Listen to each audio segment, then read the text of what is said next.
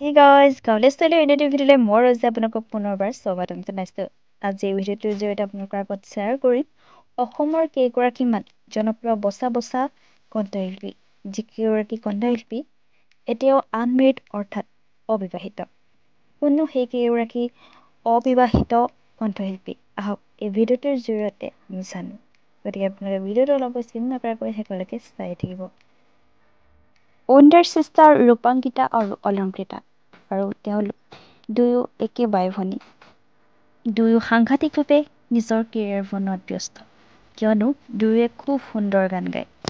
জনপ্ৰিয় কণ্ঠশিল্পীৰ ভিতৰত নাম ল'ব লাগিব এই দুগৰাকীৰ নাম, কিয়নো দুয়োগৰাকী কণ্ঠশিল্পীয়ে আচলতে অবিবাহিত হৈ আছে। দ্বিতীয়তে নাম ল'ব লাগিব কণ্ঠশিল্পী নীলাক্ষী নেওগ। তেওঁ এতিয়া বিবাহৰ বাবে যদিও উপযুক্ত, তথাপিও তেওঁ নিজৰ কেৰিয়াৰৰ বাবে তেওঁৰ চাপৰ বাবে আচলতে তেওঁ এতিয়ালৈকে বিবাহপাশত আবদ্ধ হোৱা নাই। আৰু ৩ নম্বৰতে নাম ল'ব লাগিব আমি যাক জাতীয় ক্ৰাছ বুলি কওঁ অসমৰ কণ্ঠশিল্পী দীপলিনা ডেকা। আচলতে যাক পাবলৈ বহুতো যুৱকে হাবাথুৰি খায়। পিছে তেখেতে এতিয়ালৈকে বিয়াত বহিবলৈ মন মেলা নাই, কিয়নো হয়তো তেওঁ মনে বিচৰা উপযুক্ত ল'ৰাজন এতিয়ালৈকে পোৱা নাই। আৰু হয়তো এনেকুৱা হ'ব পাৰে যে তেওঁ আচলতে নিজৰ গানৰ কেৰিয়াৰত আচলতে ভীষণ ব্যস্ত হৈ থকাৰ বাবে সেইবিলাক ভবা নাই।